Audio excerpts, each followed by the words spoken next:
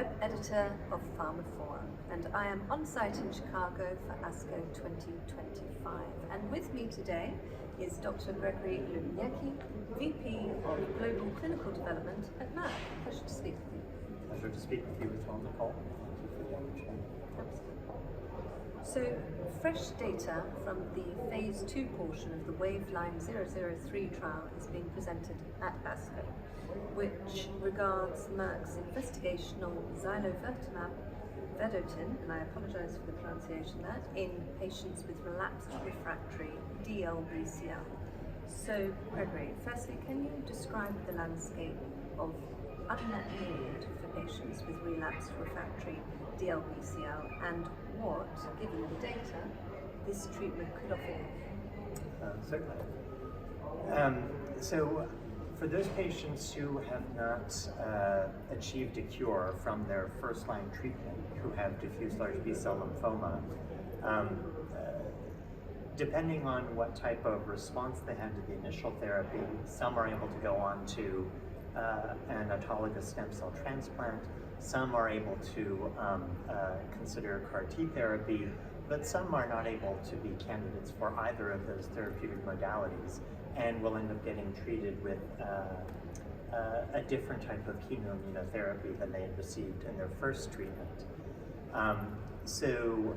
For those patients, that chemoimmunotherapy now is only going to help with controlling the disease and is not going to allow them to achieve a cure as they had with the first line opportunity. So now with the addition of zilovertamab vedotin, we can even say ZV for short, on top of a common regimen, a common chemoimmunotherapy regimen of rituximab, gemcitabine, and oxaliplatin, and we can just call that R-GemOx for short. So ZV plus R-GemOx in the phase 2 data that were shown, we're able to see that patients were receiving roughly a 57% response rate in the single-arm study for the 16 patients that were treated with a dose of ZV at 1.75 milligrams per kilogram. Those patients had this 57% response rate, but more importantly, had a complete response rate of around 50%. Now, for patients who are treated with R-GemOx alone, they might have a complete response rate of around 20 to 30%. So there's an almost doubling of the complete response rate. And the reason the complete response rate is important is that is a good surrogate marker, at least for patients with diffuse large B-cell lymphoma, of what their longer-term prognosis may be. Those who do achieve that complete response are more likely to have better progression-free survival, better overall survival. And so we're quite excited by this opportunity by adding ZV to R-GemOx. And fortunately as well, the regimen seemed to be as tolerable as R-GemOx by itself. So this was very exciting. Exciting indeed, really. Yes, and so therefore there are actually there is a phase 3 study that's ongoing looking at ZV plus R-GemOx versus R-GemOx that's underway now, recruiting globally. In addition, there actually are 2 studies in the first-line setting of ZV plus the first-line regimen of rituximab, prednisone,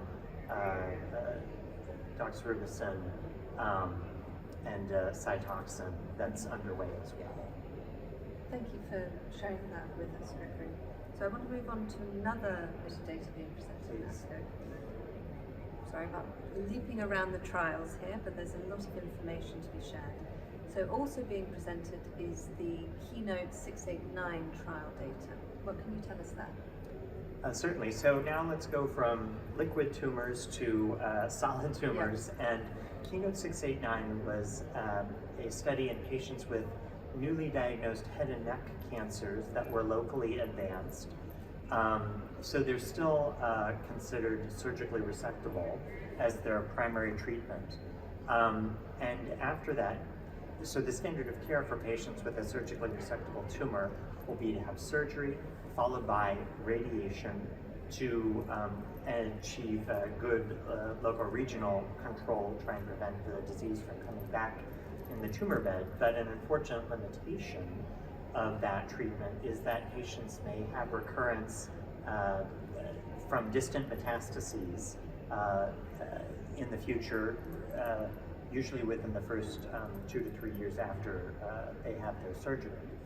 Now with KEYNOTE-689, it is a perioperative regimen by design in which patients would receive 6 weeks worth of therapy, immunotherapy, before they go to surgery. Then they will have their surgery, then they will get the radiation, and some patients may require the concurrent administration of cisplatin with the radiation if they have high-risk pathologic features in their tumor. And then as part of this regimen, they would get pembrolizumab as an adjuvant treatment afterwards, such that the total exposure to pembrolizumab is a year. So after surgery, pembrolizumab with the chemotherapy and radiation, or just the radiation, and then adjuvantly afterwards is monotherapy. And the primary results of this study was shown at AACR just a month ago, also here in Chicago at this venue, in which an improvement in the event-free survival was statistically significant and clinically meaningful, in which a patient had roughly a 30% reduction in the risk of the cancer coming back or the patient dying from the tumor. And that was remarkable. Additionally of note, the number of patients who required, who were considered to have high-risk pathologic features was reduced in the pembrolizumab arm. So fewer patients needed the use of cisplatin after their surgery, which cisplatin can be a challenging drug for patients to take because of the side effects that come with it. So that was very exciting data. And now here at ASCO, the additional data being shown are how patients do with, in terms of the distant metastases and the fact that there are fewer with the use of the pembrolizumab regimen as opposed to simply the standard of care. Thank you for that explanation. And apologies for leaping from liquid cancers to solid tumors. You'll be pleased to know the next question is on solid tumors as well. Excellent. So there's also been the announcement of MK1084, an investigational G12C inhibitor, which is in a phase 1 trial, or has been shown in a phase 1 trial, to present anti-tumor activity in patients with advanced colorectal cancer and non-small cell lung cancer whose tumors harbor KRAS G12C mutations. So can you provide further details there at all? Yes, thank you. So we are very excited as well about the data that we see with MK1084. And we see that there's monotherapy activity of the drug for patients who, as you've said, have a KRAS G12C mutation in either non-small cell lung cancer or less frequently seen in colorectal cancer. So not only is there monotherapy activity with those agents, but we also see that when we combine MK1084 with other agents such as pembrolizumab in non-small cell lung cancer, or with more traditional chemotherapy for colorectal cancer, we see even more responses than you might expect from either of those standard backbones alone. And in fact, that has led to the development of phase 3 studies now in non-small cell lung cancer, where MK1084 is being combined with pembrolizumab and compared to pembrolizumab alone for those patients with non-small cell lung cancer with an expression of a protein PD-L1 that is greater than 50%, Additionally, there is another phase 3 study started in colorectal cancer in which MK-1084 is being combined with this standard chemotherapy that can be administered for patients with colorectal cancer but have a mutation in the KRAS gene, this G12C, and that is being compared to just the standard chemotherapy, which would be standard of care currently. So we are awaiting results from those studies, but are very encouraged and hopeful that they will derive substantial benefit from use of this targeted agent to treat their cancer. Indeed, you took the word from my mouth, encouraging. Yes. Thank you. Speaking more broadly, can you sort of discuss the impact of KEYTRUDA at all as regards to the long-term results there and how those showcase Merck's position in metastatic and rare diseases? Thank you. So there are actually several data presentations of KEYTRUDA that are being shown here at ASCO in terms of long-term efficacy. So there is a report here in the renal cancer space where we're showing 5-year survival data for patients who had a kidney cancer that was resectable, and then they received pembrolizumab adjuvantly as well, and showing that, and this actually is quite remarkable because at least for patients in the past who've had kidney cancer that is resectable, often observation is the standard of care. There is no accepted medicine to provide them adjuvantly that will actually provide or reduce the risk of the cancer coming back. And pembrolizumab was the first agent to be able to demonstrate that, which was very exciting. Additionally, there are some other longitudinal data from pembrolizumab in cervical cancer, Keynote A18, where it was shown that pembrolizumab added to standard chemoradiotherapy can also provide better disease control and reduce the risk of the cancer returning from cervical cancer, and so longitudinal follow-up data is being presented here at ASCO as well. But just on that topic in general, although there are data in other tumor types that are not being presented here at ASCO, it is quite amazing if we think about that the use of pembrolizumab, and I believe there are probably around 10 tumor types now where we've explored the use of KEYTRUDA as either an adjuvant or a neoadjuvant plus adjuvant setting, that we've been able to improve the number of patients who do not have their cancer returning, and in some cases have even shown an overall survival benefit, which is quite challenging to demonstrate in patients who have an early stage cancer. Given the relatively short period of follow-up, which is roughly in like the 5-year time frame, normally you might need to follow some patients out for 10 years or longer in order to be able to see that there's actually an improvement in overall survival.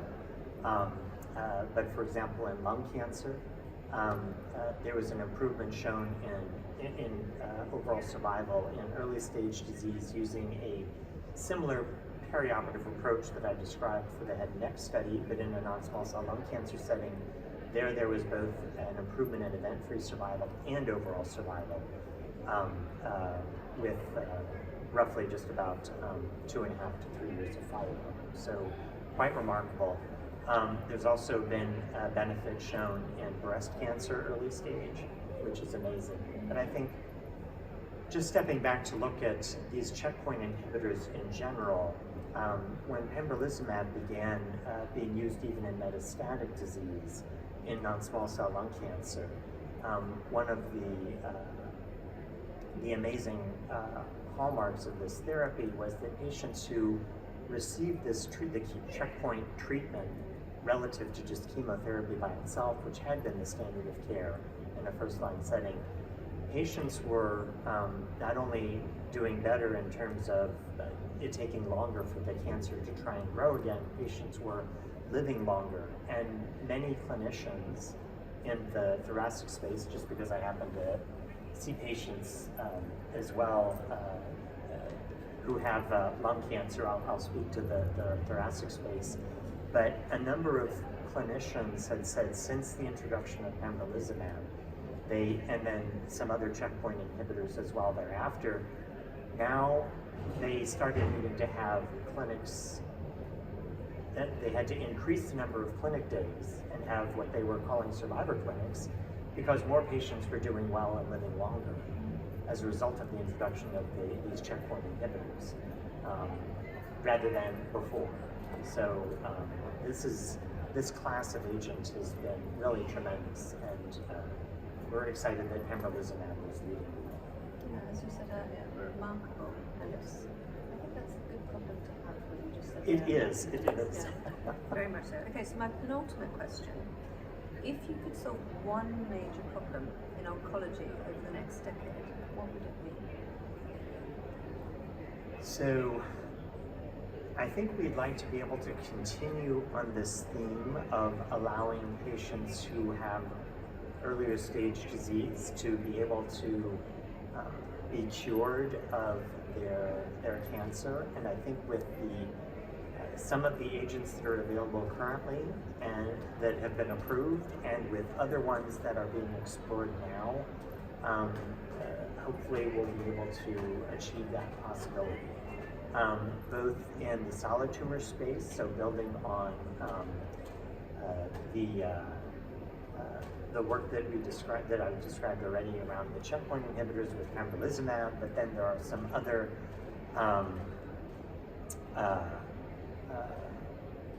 promising agents, such as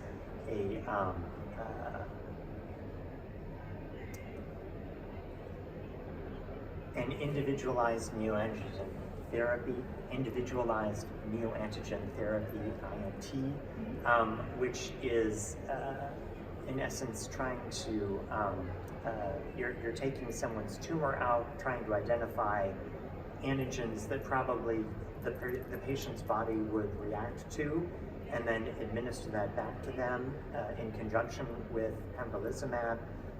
And we're doing this in early space, both for melanoma and non-small cell lung cancer, and hoping to actually be able to improve the likelihood of cure for patients, which certainly is very promising and exciting.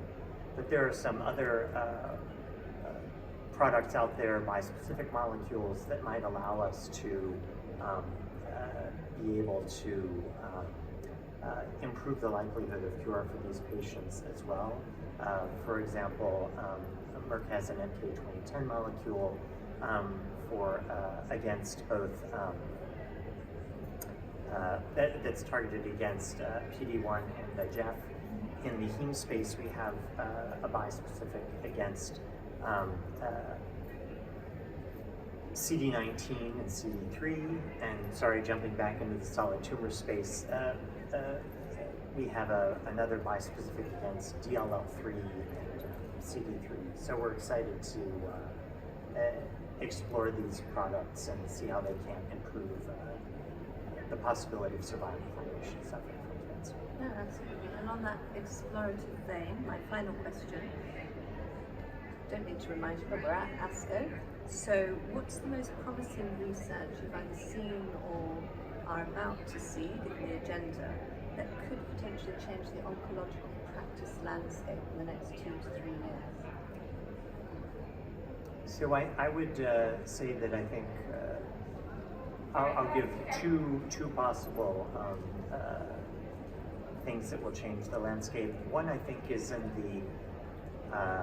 the area of biomarkers and trying to identify the right treatment for patients. So the use of AI for identifying appropriate biomarkers. This morning we just heard data presented for trying to use AI to identify TROP2 expression and looking at the surrounding milieu to identify which patients might benefit best from a TROP2 targeted agent. So Merck as well, their MSD, is also looking at using this type of technology for identifying biomarkers for some of our own antibody drug conjugates. So I think that should be a very powerful tool for trying to personalize therapy for patients. So very much looking forward to that. And I would think then another innovation in the next few years would either be, for example, this individualized neoantigen therapy or these bispecifics to improve patient outcomes, hopefully with less toxicity that we can see so often with chemotherapeutic agents. Anyway, thank you for your time today, Gregory. It's been an absolute pleasure. I enjoyed talking with you. Thank you. Thank you.